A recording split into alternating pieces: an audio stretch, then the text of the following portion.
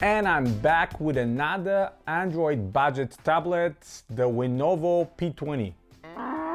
The Winnovo? Lenovo? Winnovo?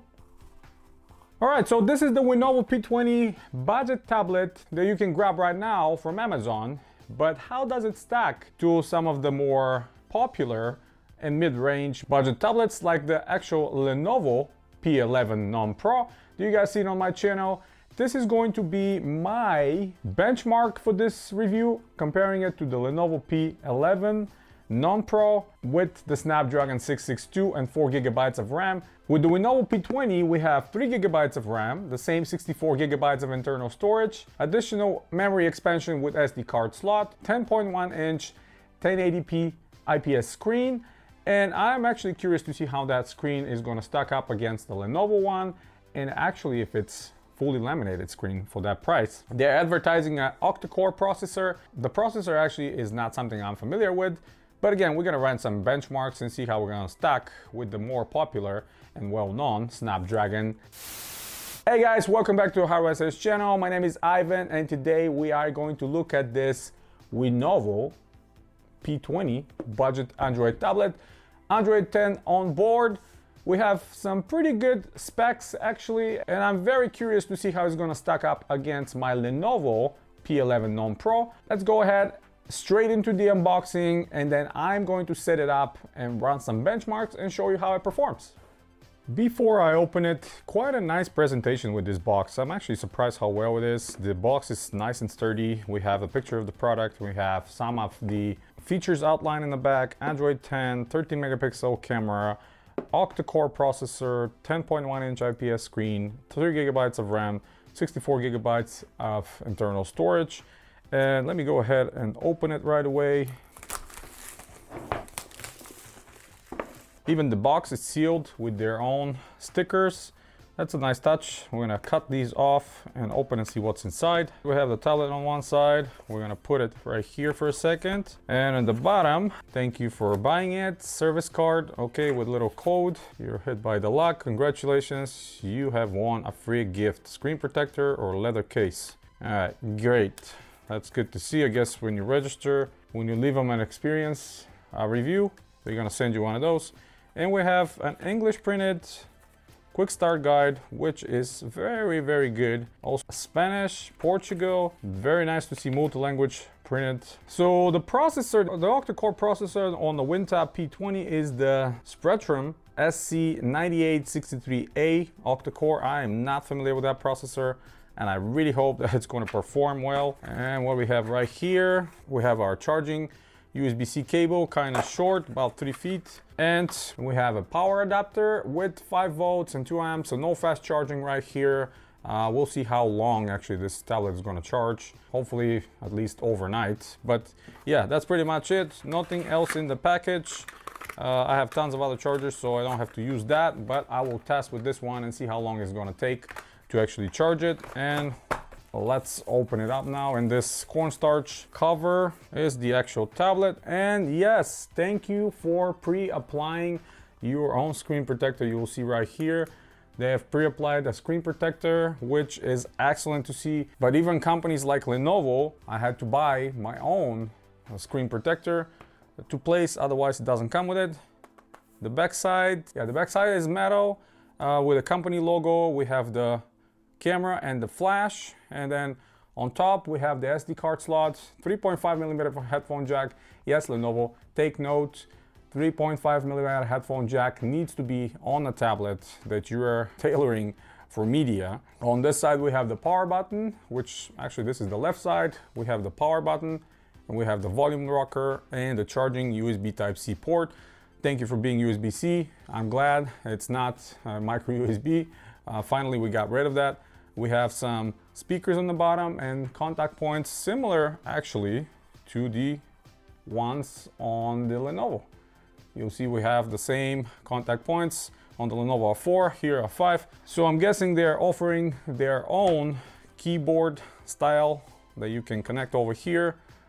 Camera right on the top is right here. So let me see if I can power it, if there's any power in it. Okay, so there we go. It starts up, again, super glossy screen with that screen protector. So if we measure the size, let me put the Lenovo P11 on the bottom and the Winnovo P20 on top. You'll see what the difference is. About centimeter and a half, maybe. Yeah, centimeter and a half. Length and height is the same, so you got a little less screen real estate, but more frame, which I absolutely prefer, because when you hold it, you need to place your thumb somewhere. And sometimes with the Lenovo, I have issues. Because the frame is so small. When I place my thumb, sometimes I press on the screen and do accidental kind of touches and selections, which I don't like. But with bigger frame, especially for tablets, it works a lot better. So yeah, let's see. All right, the screen seems fully laminated, which is great. There's no gap between the screen and the glass. Looks pretty sharp for 1080p so far. I'm gonna go through the setup real quick and see what kind of bloatware or what kind of pre-installed apps we have already on the tablet. The setup lasts no more than a couple minutes, and you're presented with this wallpaper. And when you look at the apps, they're not much, which I'm really happy. There's nothing bloatware like. They only have a calculator. All the rest of them are Google apps. We have just FM radio, extra app, and sound recorder extra app. That's it, nothing else. Well, thank you Winnovo for not blasting us with bloatware here, and that's perfect. And it seems like a stock Android 10. And if we slide to the side, yes, we have the Google Now, and back into it, that's it. So let's look at the settings real quick. We have a Wi-Fi, connected devices, that's going to show you our Bluetooth connections, apps and notifications. What do we have in advanced? Permission manager, okay, nothing special. Battery, we have, let's see if we can select the percentage. Battery percentage, okay, we have 88%. App standby optimizer, nothing special here. And then the display, of course, I'm going to turn on my dark theme, because this is how I like to use all my tablets. Doesn't matter if they're, or phones, it doesn't matter if they're OLED or not, it's better on my eyes. Screen timeout, default. The default fonts, everything is to be expected. Schedule power on and off. Sound, we have different sounds here. Alarms. Super loud speakers, by the way. They're pointing down, but they're super loud. Do not disturb. Storage, we have 13% used out of that 64 gigabytes. This equals to 8.25, far less than what Lenovo had on their tablet, but of course they had more installed applications there, kind of a bloaty applications, but here everything is clean and nothing is extra. Locations, we have privacy, security. It has face unlock, by the way. That's not something I will be using. If you want to use face unlock, you can use that. Now this is one of the negatives right here. You will see security update from June of last year. I mean, it's almost a year since this update was done. Google Play system update was from February last year. I'm really hoping that there will be any updates coming to this tablet. I'm not holding my breath. This is one of the issues with these kind of no-name tablets or less known tablets. The updates are not too often or at all. Even with the Lenovo, they're not too often, which is very big and well-known company, let alone with these smaller ones. Actually, let me go straight into about the tablet and see if we have any updates at all. Your software is currently up to date. Wow. I mean, it's been a year. No security updates or no OS updates. So what I'm thinking, you're probably going to be stuck with that Android 10 for the lifetime of this tablet, which is not necessarily the worst thing, but it's not the best either. 3 gigabytes of RAM. Out of this, we'll see how much we have available. We have the language, gestures. What do we got in gestures? Jump on camera is on. System navigation, 3 buttons, and you can do gesture navigations, which is great. That's what I'm using on my Lenovo. I'm gonna leave it at that. System navigation, again, gestures, and lift to check the tablet is off. Okay. So then developer options, let's see, memory out of the 3 gigabytes. At the moment, straight out of the box, we have 1.8 taken, so keep that in mind. If you start loading up games, other applications, it's gonna start to shrink. So I'm interested to see how those 3 gigabytes will perform on a long time.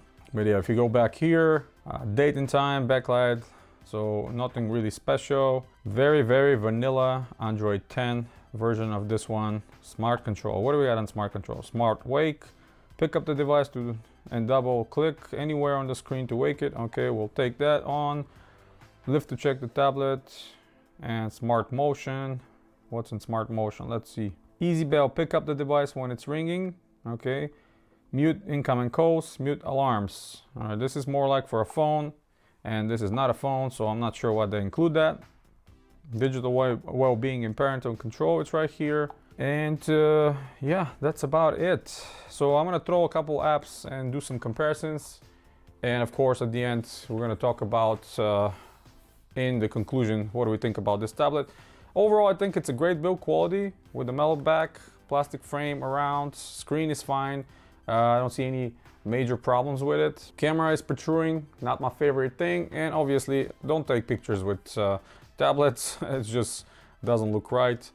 But yeah, you see how the quality is, not the best. Let's see what the settings are here. HDR, okay, we'll turn on the HDR if that's gonna make any difference, but yeah. I personally wouldn't use that for taking pictures. Obviously, the front-facing camera will be good for taking your Zoom calls or Skype calls. That should be fine. And yeah, obviously checking emails and stuff like that will be easy. I want to check the DRM info and see what the level of the white line is. Level 3, yeah, not good. So with level 3, that means Netflix on standard definition, not HD, and yeah, that goes for the rest of them. No Amazon Prime, no HBO Max, all that will be stuck on the standard definition. So when it comes to media, not good. They should have included level 1, especially if you're selling it on the US. People are relying on a lot of media consumption, so that's not great. That's not great to see at all. So here's the result from Antutu, 111,451. Nothing really to brag about with this processor, quite low compared to some of more modern processors on tablets and phones. But that's what you're gonna expect. 6,000 milliamp hour battery we have, 5 megapixel front camera as well, and some of the rest of the details here on that benchmark. And if I go back here, let me see if I can do the storage test and see what and see how fast the storage is on writing and reading. So you can see the sequential reads and writes are quite slow, 160 megabytes per second, 110 megabytes per second. That's eMMC kind of speeds. It's not UFS 2.1, it's not UFS 3.1, none of those speedy ones. So you're stuck with eMMC. So again, for the price, I'm not expecting it to be anything faster, but consider that if you spend another $100, you're gonna be able to get the Lenovo P11 Non-Pro, which has much better processor, more memory, which is faster, and faster internal storage, which is UFS 2.1. So depending on your budget, if you still have around $200 to spend on a tablet, I'd say go for the Lenovo. But if your budget is very tight and you don't have anything more than $120, maybe that's a valid option. But then you have the Fire tablets, which the 10-inch one, you can play all the HD content with no problem. And here you can't. So this is the initial overview unboxing of the WinTab P20 from Winnovo. Let's go into the conclusion. All right, conclusion time with the Winnovo WinTab P20 and what I think about this tablet. So I might sound overcritical when I talk to it, but you gotta consider that the market currently is saturated with a lot of products where you can actually find pretty quality ones for kind of a reasonable price. If you wanna go for the middle range, just go for the Lenovo P11 Non-Pro, around $200. You're gonna have plenty of good experience with it, and also you're probably gonna get Android 11 with it. With this one, that's the first problem. I mean, you got software that it's about a year old, the security patch is also a year old, and most likely you're never gonna get a support, or you're never gonna get anything newer since then. You got less memory, and most of all, Widevine level 3. That's something I would not like to see when it comes to tablets that are tailored for media. At today's day and age, especially sold on the US market, a lot of people will be using these tablets to watch Netflix, Amazon Prime, HBO, other streaming services, and they are all requiring a Widevine level 1 in order for you to watch it on full HD and benefit with that beautiful screen. Speaking of the screen is very good. 1080p IPS screen, plenty of bright for me. It's fully laminated, but unfortunately, again, you cannot benefit of all the streaming services. The processor, it's okay for most of the tasks, you know, browsing, email, stuff like that, you'll be fine. But heavy intensive gaming, don't do it to yourself. You're gonna have terrible experience, as you saw from the benchmarks. And yeah, again, that media consumption, it's kind of problematic. Having a 3.5mm headphone jack is great. You can output to your headphones and watch media, but again, you're put in a situation where you cannot stream that full HD content on the highest possible quality. The rest of it, it's fine. I mean, the quality is fine. The speakers are plenty loud. You have an expansion with SD card, not problem at all. And cameras, yeah, they're there. I mean, don't use them for anything but Skype or, you know, Zoom, any conference calls like that. For that, it's fine. But at the end of the day, you gotta ask yourself the question, who is this tablet for? If I'm spending $120, which this tablet is what it's right now on Amazon, who is gonna use it? If you're getting it for somebody in your family that only wants to check email and probably browse the internet, maybe listen to music, sure, yeah, that's a valid option. A younger child, also a valid option. They're not gonna notice the big difference between HD and non-HD content if they wanna stream something. But anybody that wants a little bit better quality for around the same price, you probably are better to get one of those Amazon Fire HD 10 tablets, especially when they get them on discount or around the different holidays. You can get them around the same price, and they are much better when it comes to support, updates, and obviously streaming and HD content. So yeah, that's pretty much it. I have a couple more of these different brands to look at. Hopefully one of them will offer a Widevine level 1 security, so we can enjoy much better content and see how they stack up against each other. But this is for now. Hit the thumbs up if you like the video. Stay tuned to the channel. Subscribe if you're new. Hit that bell notification to get notified for every single review coming your way. If you want to support this channel, check out the link on the description of this video. And as always, guys, you have a wonderful day.